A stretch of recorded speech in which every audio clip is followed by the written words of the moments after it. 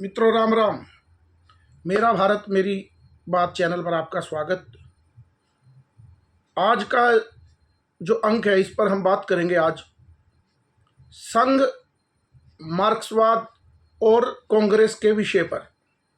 क्योंकि चुनावी दिन चल रहे हैं तो सब लोगों का आनंद रहता है कि चुनाव पे चर्चा हो, लेकिन आज का जो विषय हमारा है वो थोड़ा अलग हटके है कि इस जो भारतीय जनता पार्टी, कांग्रेस और लेफ्टिस्ट जो विचार हैं, उनके पीछे की शक्ति क्या है।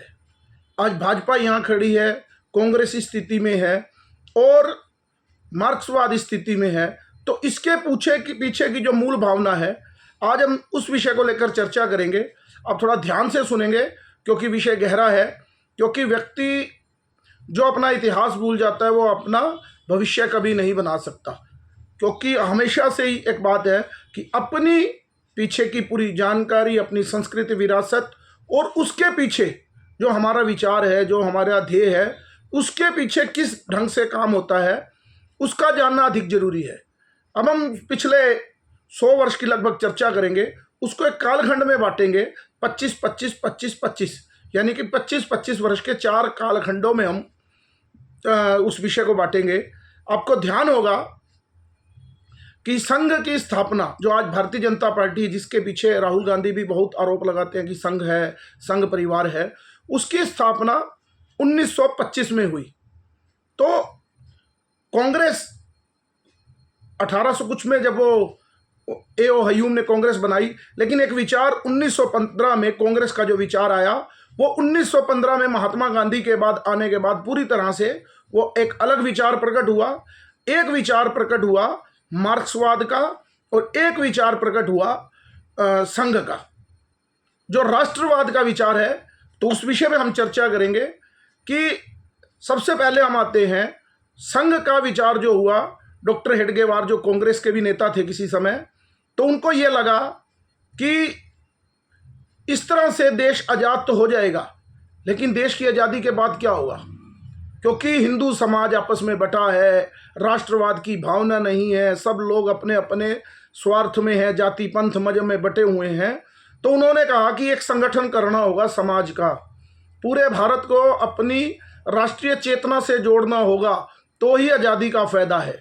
तो उस समय उन्होंने 27 सितंबर 1925 विजयदशमी वाले दिन एक संगठन की रचना की, जिसका नाम है राष्ट्रीय स्वयंसेवक संघ, RSS। और उससे पहले आप जानेंगे 1920 में 17 अक्टूबर 1920 में एक पार्टी की स्थापना हुई कि उसका नाम था मार्क्सवाद। वो कहाँ हुई? ताशखंद में। यानी कि संघ से लगभग 5 साल पहले, यानी कि 20 दिन कम 4 साल 11 महीने और 10 दिन जो मार्क्सवाद है वो संघ से बड़ा है उसकी उम्र। और 1915 में महात्मा गांधी का विचार जो इस देश में आया, तो उनका कंपैरिजन करेंगे कि कैसे कैसे उन 25 वर्षों में 25 से 50 तक क्या स्थिति रही, 50 से 75 1975 से 2000 और 2000 से आज तक की क्या स्थिति है उस विचार में। क्योंकि देश कभी भी एक व्यक्ति के अनुसार नहीं चलता, ये हम तर्क के साथ रखेंगे। देश हमेशा या परिवार हमेशा चलता है, समाज चलता है विचार के साथ। तो उस विषय पर भी हम पूरी चर्चा करेंगे। अब जैसा कि मैंने आपको बताया कि 1920 में ताशखंद में जब मार्क्सवाद की स्थापना हुई, तो इतना बड़ा उफान था कि आप कल्पना कर सकते हैं, यूगोस्लाविया, रूस और बड़े बड़े देशों पे, पश्चिमी के पूरे देशों में भी मार्क्सवाद फैलता गया। क्योंकि क्रांति के दिन थे, अंग्रेजों के खिलाफ तो कुछ लोगों ने हथियार उठाए, तो भारत में भी वो मार्क्सवाद का एक बीज पैदा हुआ और संघर्ष की क्रांति। तो बड़े बड़े क्रांतिकारी भी उस समय मार्क्सवाद से जुड़े देश की आज़ादी के लिए। लेकिन उसके बाद एक विचार आया, उसके 5 साल बाद, राष्ट्रीय स्वयंसेवक संघ के रूप में। आप मानेंगे 5 साल बाद जो विचार आया, उसको उस समय तक कोई नहीं जानता था। पूरे भारत में कोई नहीं जानता था, महाराष्ट्र में भी कोई नहीं जानता था, विदर्भ में भी नहीं जानता था, और तो और जहाँ तक नागपुर की बात है तो वहाँ भी संघ के बारे में 27 सितंबर 1925 में बहुत से लोग नहीं जानते थे, केवल 10, 15, 20 लोगों ने उस एक संगठन की कल्पना की और संगठन का निर्माण किया, राष्ट्रीय स्वयंसेवक संघ का। तो उनका जो विचार था 1925 में कि राष्ट्रवाद, उस समय हिंदू कहते हुए भी लोगों को डर लगता था, अपने आप को शर्म महसूस होती थी। लेकिन डॉक्टर हेडगेवार ने कहा नहीं, मैं गर्व से कहता हूं कि मैं हिंदू हूं। तो एक विचार था। उसी समय कांग्रेस का विचार चल रहा था, क्योंकि उस समय महात्मा गांधी के नेतृत्व में आजादी का आंदोलन परम सीमा पर था। लेकिन धीरे धीरे कांग्रेस क्या हुआ, तुष्टीकरण की राजनीति की ओर बढ़ती चली गई। और कैसे गई, ये 1920 में जब खिलाफत आंदोलन हुआ और मोपला कांड हुआ, चलो वो विषय अलग है। लेकिन कांग्रेस मुस्लिम तुष्टीकरण का एक प्रारूप बन गई। वही मार्क्सवाद भी बढ़ता गया। अब आप देखेंगे 1925 में एक कानपुर में सम्मेलन हुआ मार्क्सवादियों का, और उस सम्मेलन में 6 प्रांतों से लगभग 500 डेलीगेट्स आए। 6 प्रांतों से 500 डेलीगेट्स आए और एक बड़ा संगठन मार्क्सवाद का था। उस समय 1925 में संघ की स्थापना हुई और उसको केवल 10, 15, 20 लोग ही जानते थे। तो वहां से यात्रा शुरू हुई। तो आप कल्पना करेंगे कि क्या स्थिति थी 1925 में, कांग्रेस की क्या स्थिति थी, मार्क्सवाद की क्या स्थिति थी और संघ की क्या स्थिति थी। तो वहां से बढ़ते हुए 1925 से 1950 के बीच में आते हैं, संघ की स्थापना हुई और 1950 तक संघ की क्या स्थिति रही। डॉक्टर हेडगेवार ने संघ की शाखाओं के माध्यम से प्रचारक निकालना शुरू किया और 1940 में डॉक्टर साहब का देहांत हो गया। और उस समय कांग्रेस और मार्क्सवाद पूरा उफान पर था 1950 तक।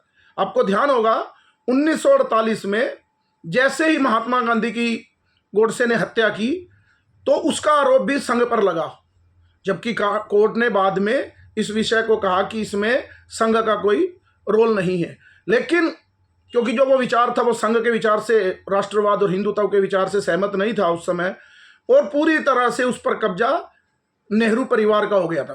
कांग्रेस तो 1915 में गांधी से शुरू हुई और वो विचार तो लगभग जिस दिन नेहरू ने प्रधानमंत्री बने उसी दिन से ही वो विचार तो लगभग कांग्रेस का जो अहिंसा का विचार वो लेके चले थे गांधी, उसको पूर्ण रूप से कांग्रेस एक व्यक्ति के ऊपर निर्भर हो गई। आपको ध्यान होगा कि उस समय की घटनाएं कि कैसे सभी डेलीगेट्स जो थे 17 स्टेट के, वो सरदार पटेल को प्रधानमंत्री देखना चाहते थे। लेकिन गांधी जी की इच्छा थी और नेहरू जी के दबाव के कारण, वो क्या कारण रहे होंगे, 0 वोट मिलने वाले व्यक्ति नेहरू को देश का प्रधानमंत्री बना दिया गया। और उसके बाद उस प्रधानमंत्री बनने के बाद उन्होंने क्या किया, पूरी तरह से कांग्रेस को अपने गिरफ्त में ले लिया। और जितने स्वतंत्रता सेनानी थे, आपको ध्यान होगा 1940 में भी पहले सुभाष चंद्र बोस भी एक बारी कांग्रेस के अध्यक्ष बने, लेकिन उनको भी साइड लाइन किया। वो बड़ा लंबा विषय है, लेकिन मेरा कहने का अभिप्राय, कांग्रेस तो 1948-50 में जिस दिन नेहरू के कब्जे में आई, कांग्रेस का विचार तो उसी दिन पूर्णतः लगभग समाप्त हो गया। लेकिन उसके बाद कांग्रेस राज करती रही, क्योंकि ये कहकर कि कांग्रेस ने देश को आज़ादी दिलवाई है। हमारे पूर्वजों ने, हमारे बुजुर्गों ने यही सोचा। लेकिन उसका एक आकलन करते हैं कि क्या स्थिति थी उस समय। कांग्रेस पूरे उफान पर थी उस समय, क्योंकि देश की आज़ादी का श्रेय कांग्रेस के पास था और मार्क्सवाद का विचार पूरे विश्व में फैला हुआ था और संघ अभी छोटा सा ही था। और उसके ऊपर 1948 में महात्मा गांधी की हत्या के बाद बैन लगा दिया गया। उन परिस्थितियों में, और प्रथम जो सरसंघ चालक थे डॉक्टर हेडगेवार जी, उनका भी देहांत हो चुका था। तो उसके बाद गुरुजी ने, गोलवलकर जी ने संघ को संभाला। और आप कल्पना करें 1925 से 50 का जो उनका लक्ष्य था, लेकिन वो धीरे धीरे आपको ध्यान होगा जब देश का बंटवारा हुआ तो संघ ने बड़ी प्रयास किया कि देश का बंटवारा ना हो, लेकिन परिस्थितियां नेहरू और गांधी जी ने ऐसी खड़ी कर दी कि देश का बंटवारा हो गया। लेकिन संघ ने उस समय अपने काफ़ी प्रचारकों को भी खोया, लेकिन अपना जो उनका विचार था राष्ट्रवाद का, उसको लेकर वो आगे लगातार उस विचार के साथ बढ़ते रहे। और साथ साथ कांग्रेस तो मैंने पहले ही कहा कि उस विचार से तो दूर हो गई थी, लेकिन एक सम विचार में जो है मार्क्सवाद आगे बढ़ता गया। यानी 1925 और 1950 के बीच आप इन तीनों का अध्ययन करेंगे। बीच में एक और भी विचार आया था समाजवाद के नाम से 1935 में। तो उस समाजवाद का जो विचार आया वो धीरे धीरे राम मनोहर लोहिया तक आते आते कि हर व्यक्ति को समान अधिकार हो, एक अच्छा विचार आया। लेकिन उस विचार को भी आज आप देखेंगे जो भी समाजवादी पार्टी, समाजवाद के नाम से पार्टी है, उनका भी परिवार का उन्हीं पार्टियों के ऊपर कब्जा हो गया। समाजवाद का मतलब होता है सबको समान अधिकार मिले, लेकिन वो पारिवारिक पार्टियां बन गई। ऐसे ही कांग्रेस भी एक पारिवारिक पार्टी बन गई।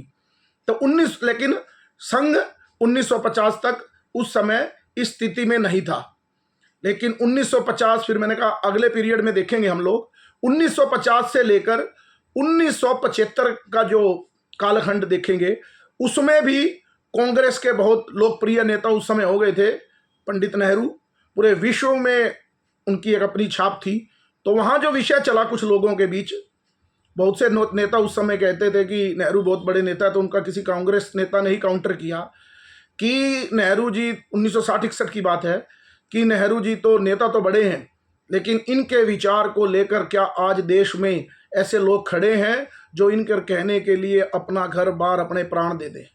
लेकिन संघ एक ऐसा विचार है जो डॉक्टर साहब ने दिया, डॉक्टर हेडगेवार ने, वो 1940 यानी 20 वर्ष उस समय कहते थे वो नेता, 20 वर्ष हो गए डॉक्टर साहब को गए, लेकिन उनके विचार के आज इतने लोग खड़े हो गए हैं जो इस देश के लिए प्राण भी दे सकते हैं, अपना घर बार छोड़कर प्रचारक देश की सेवा में लग सकते हैं। क्योंकि उस समय लगभग 4-5 हज़ार प्रचारक के रूप में कार्यकर्ता संघ के पूरे देश में काम करते थे, जिन्होंने शादी नहीं करवाई और पूरे देश के लिए अपना समर्पण कर दिया, यानी विचार के लिए।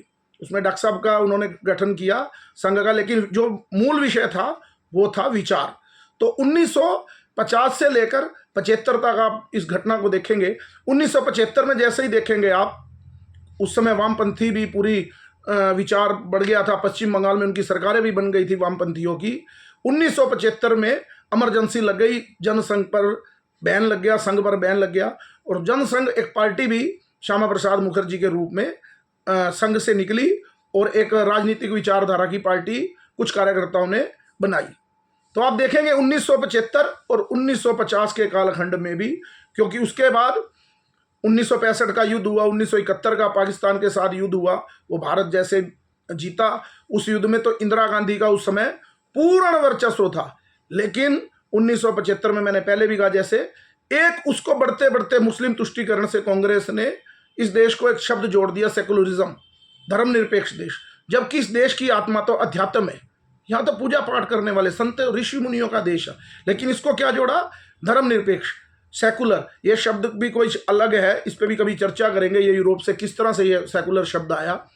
लेकिन मेरे कहने का अभिप्राय, उस समय भी कांग्रेस उफान पे थी, लेकिन कांग्रेस अपना जो उनका मूल विचार था उससे धीरे धीरे धीरे खत्म हो रही थी, क्योंकि उसका एक ही काम था, मुस्लिम तुष्टीकरण। वो तो केवल आज़ादी के नाम पर सत्ता में बैठी थी। लेकिन एक पैरेलल उस समय जो विचार चल रहा था वो था मार्क्सवाद का, क्योंकि पश्चिम में तो लोग ये कहते थे कि अगर संगठन की किसी से रचना सीखनी हो तो वो मार्क्सवादियों से सीखनी चाहिए, क्योंकि वो भी एक संगठन के नाते चलते थे। जैसे संघ का संगठन होता है, व्यक्ति नहीं संगठन बड़ा, ऐसे ही मार्क्सवाद का भी यही तरीका था। तो दोनों का बराबर में आप कंपैरिजन देखें तो धीरे धीरे बढ़ते बढ़ते संघ की स्थिति उस समय भी, लेकिन संघ ने जो 1952 में जब जनसंघ बना, अपने विचार से बिल्कुल भी दूर नहीं हुआ।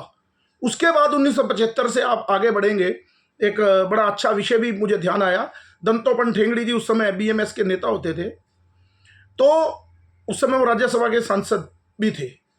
तो उन्होंने भारतीय मजदूर संघ बनाया, तो उसमें जो वामपंथियों की जड़ों में खोदने का काम वो सबसे पहले बीएमएस ने किया, क्योंकि जितने भी मजदूर संगठन थे मार्क्सवादियों का, उन पर एक छत्र राज था। इसी तरह स्टूडेंट विंग पर भी उनका राज था, एबीवीपी की स्थापना हुई। लेकिन दंतोपंत ठेंगड़ी जी ने जब बीएमएस बनाया तो वामपंथियों की चूल्हे हिलनी शुरू हो गई। तो उसी समय एक मुझे घटना मैंने पढ़ी, ध्यान है मुझे, क्या हुआ कि एक बार एक गाड़ी में बैठ रहे थे, दंतोपंत मार्क्सवादी के नेता थे, अपनी गाड़ी में जा रहे थे। उन्होंने गाड़ी को रोका और दंतोपंत ठेंगड़ी जी को कहा, आ जाओ मैं आपको छोड़ देता हूँ। संसद भवन से उनको बिठाया, दंतोपंत ठेंगड़ी जी उस गाड़ी में बैठ गए, मार्क्सवादी नेता, लेफ्टिस्ट नेता की गाड़ी में। तो उन्होंने एक बात कही उस समय कि आप ठेंगड़ी जी आज आप बैठ गए, लेकिन आपके नेता लोग जो आपकी पार्टी के हैं वो ये सोच रहे होंगे कि आज तो दंतोपंत ठेंगड़ी जी मार्क्सवादी हो गए, तो आप मेरी गाड़ी में बैठ गए तो पार्टी बदली। जैसे आजकल पार्टी बदलने का एक वो है, लेकिन दंतोपंत ठेंगड़ी जी ने बड़ी अच्छी बात कही उस समय। उन्होंने कहा कि आप मेरी चिंता मत करें, मेरे संगठन को पता है कि मैं किस आधार का कार्य करता हूँ। मेरे कार्यकर्ताओं को पता है अगर ठेंगड़ी जी मार्क्सवादी गाड़ी में बैठे हैं वो तो मार्क्सवादी नहीं होंगे, लेकिन मार्क्सवादी उनको जनसंघ के विचार में लेकर आ सकते हैं। यानी इतना दृढ़ निश्चय उस समय के बड़े वरिष्ठ प्रचारक रहे दंतोपंत ठेंगड़ी जी। मुझे घटना ये याद आ गई। तो 1975 और फिर उसके बाद की घटना बताता हूं। सन 2000 देखेंगे आप सबका विचार धीरे धीरे धीरे केवल इस देश में राष्ट्रवाद से हटकर मुस्लिम तुष्टीकरण की होता चला गया। 1975 से लेकर 2000 का कालखंड देखेंगे, भारतीय जनता पार्टी की स्थापना हो चुकी थी 1980 में। 1984 में भाजपा की 2 सीट आई, लेकिन विचार क्या रखा भाजपा ने, आपको ध्यान होगा, राष्ट्रवाद। और मुद्दे क्या थे? धारा 370, सिविल कोड हटाना, यानी कि देश में एक ही सिविल कोड हो, यानी कि लोग एक ही समान नागरिक संहिता हो। तो उस समय भाजपा की 1984 में इंदिरा गांधी की दुर्भाग्यपूर्ण मौत के बाद 2 सीट आई। और अगली बार जब 1989 में राम मंदिर आंदोलन भी शुरू हो चुका था उस समय, क्योंकि राम मंदिर केवल मंदिर का आंदोलन नहीं था, वो राष्ट्रवाद का ही आंदोलन था, राष्ट्रीय अस्मिता का ही आंदोलन था। तो उस समय जब वो आंदोलन शुरू हुआ तो उस समय आप देखेंगे कि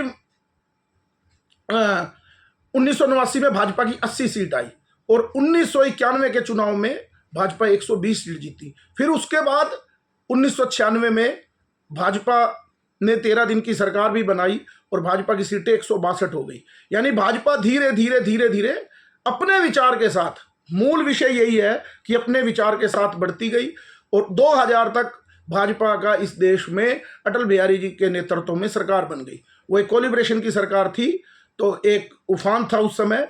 और धीरे धीरे कांग्रेस का आपको देखेंगे 1989 1991 के बाद कांग्रेस का, क्योंकि कांग्रेस एक विचार तो था नहीं, कांग्रेस एक व्यक्ति की पार्टी बन गई और विचार से जैसे ही हटी और धीरे धीरे समाप्ति की ओर चली गई।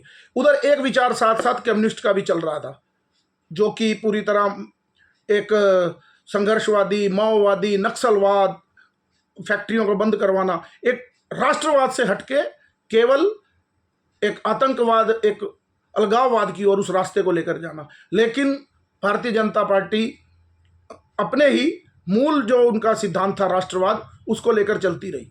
2000 के बाद आपको देखेंगे कि भाजपा की जब सरकार बनी तो अटल बिहारी वाजपेयी जी और अडवाणी जी के नेतृत्व में, तो वाजपेयी जी उस समय गठबंधन के कारण रहे होंगे या 100 कारण रहे होंगे, उस समय के मजबूरियां उनकी होंगी जो भी होंगी, तो उन्होंने धीरे धीरे अपने जो मूल मुद्दे को था उसको छोड़ा, धारा 370 को छोड़ दिया, राम मंदिर को, यानी कि अपना जो राष्ट्रवाद का मुद्दा था उसको मजबूरी में लगाओ या कुछ भी कारण रहे हो, लेकिन देश ये बात स्वीकार नहीं करता था।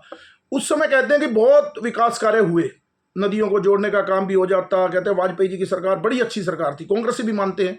लेकिन 2004 में, 2000 से 2025 के बीच की बात, कालखंड की बात करता हूँ, 2004 में जब ऐसे लगता था कि भाजपा की सरकार पूर्णतः वाजपेयी जी के नेतृत्व में बन जाएगी, लेकिन उस समय केवल 4 सीट कमाई, 142 और 138 सीट का वो था, 138 भाजपा की आई और 142 सीट कांग्रेस की आई।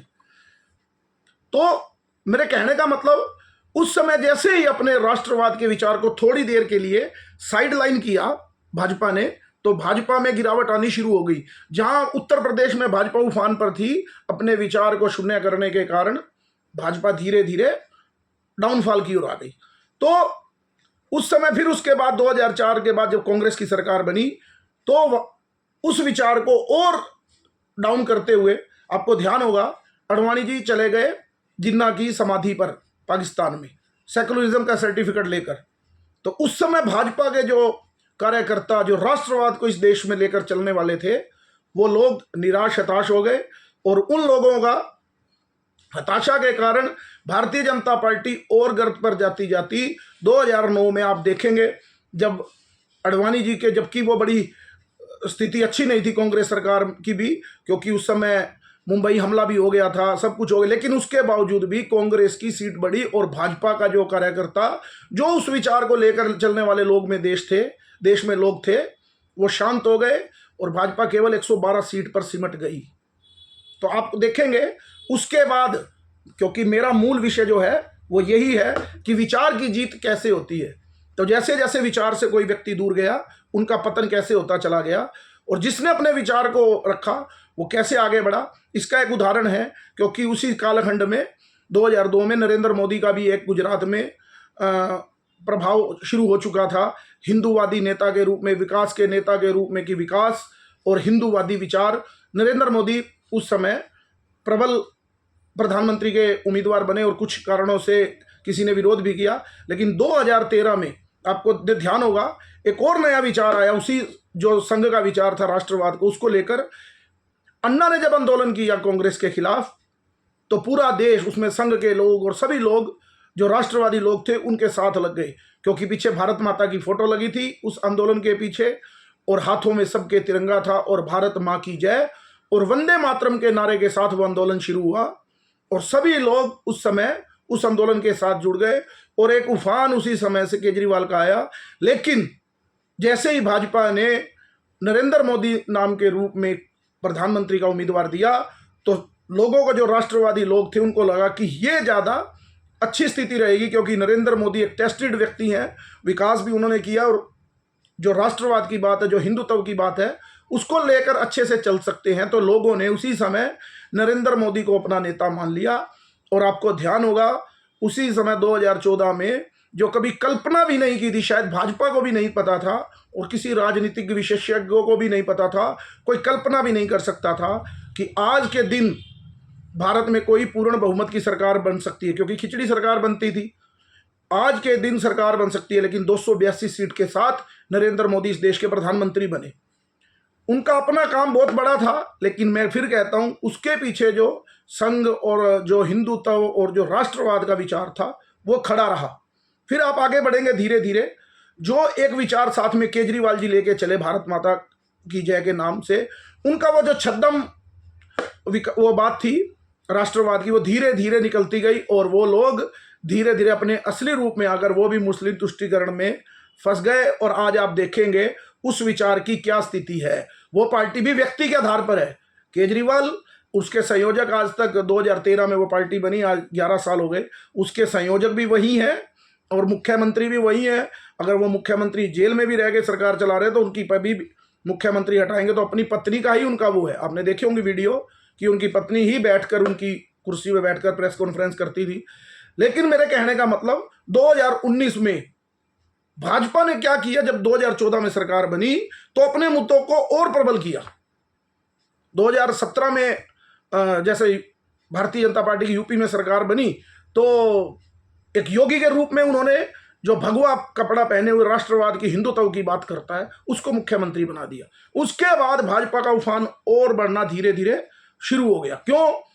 मोहर लग गई इस विषय की लोगों के अंदर कि भारतीय जनता पार्टी ही राष्ट्र की बात करती है और हिंदुत्व की बात करती है। तो उस विचार के साथ जो देश के लोग थे वो खड़े हो गए। और 2019 में आपने देखा होगा कि उस विचार के साथ और सीटें बढ़ी और 303 सीट आ गई। जबकि एंटी इनकम्बेंसी की बात थी बहुत, उस समय कुछ आंदोलन भी चले, लेकिन उसके बावजूद 303 सीट आई। और आज आप कल्पना करेंगे 2024 यानी 25 होने वाला है, संघ के भी 100 साल होने वाले हैं, तो 2024 में देश कहां खड़ा है? इस समय पूरी तरह देश राष्ट्रवाद की ओर निहार रहा है। आप देखेंगे जो कम्युनिस्ट विचार था, जो कांग्रेस से अलग था, उसके विरोध का विचार था, वो पूरी तरह कांग्रेस में सम्मिलित हो गया। आज कम्युनिस्ट जो सबसे बड़ा एक विचार था 1920 में, संघ से 5 साल पहले हुआ, आज पूरे देश में आप देखेंगे उस विचार नाम की कोई चीज नहीं है। केवल एक ही स्टेट में, पश्चिम बंगाल में कहते थे कि मार्क्सवादियों के बिना कुछ होता नहीं। 2011 के बाद उनकी ऐसी स्थिति हुई और आज उनका एक एमएलए भी नहीं बन पाता कांग्रेस के साथ समझौता करने पे। दोनों अलग धारा के लोग, कांग्रेस, मार्क्सवाद और कांग्रेस, क्योंकि कांग्रेस तो खत्म हो गई। और मार्क्सवाद का विचार भी केवल और केवल देश को नीचा दिखाना, हिंदुत्व को नीचा दिखाना, राष्ट्रवाद के खिलाफ बात करना, केवल एक ही विचार मार्क्सवादियों का रह गया। केवल हमारी बातों को, क्योंकि सारी पढ़ाई लिखाई उन्हीं के हाथ में थी शुरू से ही देश में, तो उन्होंने एक नैरेटिव सेट किया कि राष्ट्रवाद नाम की कोई चीज़ नहीं है, नास्तिक होना चाहिए व्यक्ति को। उस विषय पे भी कभी नैरेटिव वाली विषय पे भी चर्चा करेंगे।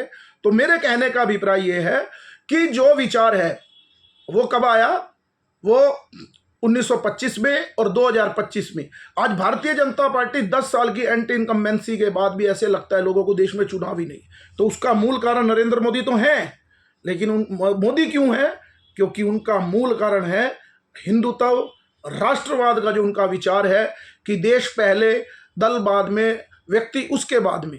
लेकिन बाकी सभी दलों में आपने देखा होगा व्यक्ति पहले, दल तो रहे ही नहीं, क्योंकि सभी पार्टियां लगभग व्यक्तियों की बन के रह गई हैं। तो मेरा जो विश्लेषण करने का अभिप्राय ये था कि किस तरह से 100 वर्षों की यात्रा है और ये कल्पना कर रहे हैं कि हम भारतीय जनता पार्टी को हरा देंगे। कुछ विषय चलते हैं, बहुत से लोग बोलते हैं कि अभी भाजपा को नहीं हराया जा सकता, तो उसको ना हराने का मूल कारण ही यही है। मैं आपको फिर याद दिलवा दूं, भाजपा को उसी दिन हराया जाएगा जिस दिन भाजपा अपने मूल कारण से हटेगी, अपने राष्ट्रवाद के मुद्दे से हटेगी, तो भाजपा को हराया जा सकता है। तो भाजपा को हराने के लिए कुछ लोगों ने एक काम भी शुरू किया। जैसे कई लोगों ने कहा कि राष्ट्रवाद को तोड़ दे तो फ्री की बात करो। केजरीवाल और कई जो नेता थे इस तरह से फ्री में कुछ बांट दो, सब कुछ, बिजली फ्री कर दो, फ्री में ये कर दो, यानी फ्री की रेवड़ी बांटकर, ताकि देश के व्यक्तियों का राष्ट्रवाद से ध्यान हटे। तो उन्होंने फ्री का मुद्दा किया। तो कुछ लोगों ने जातिवाद की बात की, क्योंकि राष्ट्रवाद को कोई तोड़ सकता है तो जाति, क्योंकि 1900 पहले भी जब संघ की स्थापना नहीं हुई थी, देश जातिवादी की वजह से अपनी जो मूल उसकी परंपरा थी, इतना सुदृढ़ देश था, वो खंड खंड होता चला गया, क्योंकि सभी लोग जाति में बटे हुए थे। तो अब बहुत से लोगों ने उस राष्ट्रवाद, यानी वो संघ का जो राष्ट्रवाद का विचार है, उसको तोड़ने के लिए प्लानिंग की, जाति गणना करें, जाति में बांटो। क्योंकि जब तक लोगों में राष्ट्रवाद की भावना और हिंदुत्व की भावना रहेगी तो भाजपा को नहीं हरा सकते। इसलिए कुछ लोगों ने फ्री का बांटना कि फ्री देकर, और कुछ लोगों ने जातियों में दोबारा इस देश को बांटकर इस देश को पूरा अपना राज करने के लिए देश को खंड खंड करने का विचार किया है। लेकिन जब तक भाजपा, मैं फिर कह रहा हूं, राष्ट्रवाद का विचार लेकर चलेगी, भाजपा को हराना असंभव नहीं तो कठिन बहुत है। क्योंकि पूरे भारत के लोग, भारत क्या, आज आप देखेंगे पूरे विश्व में ही राष्ट्रवादी सरकारें बनती जा रही हैं। अब मार्क्सवाद का अंत होता चला गया और सभी लोग धीरे धीरे राष्ट्रवादी सरकारों की ओर आप बढ़ रहे हैं। तो मेरा आज का विश्लेषण करने का भी यही था। विषय थोड़ा अलग हटके था, गहरा विषय था, लेकिन मेरा फर्ज था कि इसके मूल में आज भाजपा जहाँ खड़ी है और जो मार्क्सवादी और कांग्रेस और समाजवादी पार्टियां जहाँ खड़ी हैं, उसके मूल में जाया जाए, ताकि समझ में आए कि भाजपा को हराना कठिन क्यों है। और जब तक ये कांग्रेस और दूसरे दल एक विचार को लेकर, देश के विचार को लेकर नहीं चलेंगे, तो मुझे लगता है कि वो कभी भाजपा को छोटे छोटे टुकड़ों में 6 महीने, साल के लिए कभी सरकार बना लेंगे, तो कभी जीवन में कभी बना लेंगे। लेकिन अब आने वाले समय में किसी को इस तरह, इस विचार के साथ पूर्ण बहुमत नहीं मिलेगा। पूर्ण बहुमत तो केवल इसी विचार को, राष्ट्रवादी लोग हैं, अब राष्ट्रवाद को ही मिलेगा। भारत माता की जय। मेरा ये चैनल आपको पसंद आए तो लाइक कीजिए, सब्सक्राइब कीजिए, शेयर कीजिए। धन्यवाद। जय हिंद।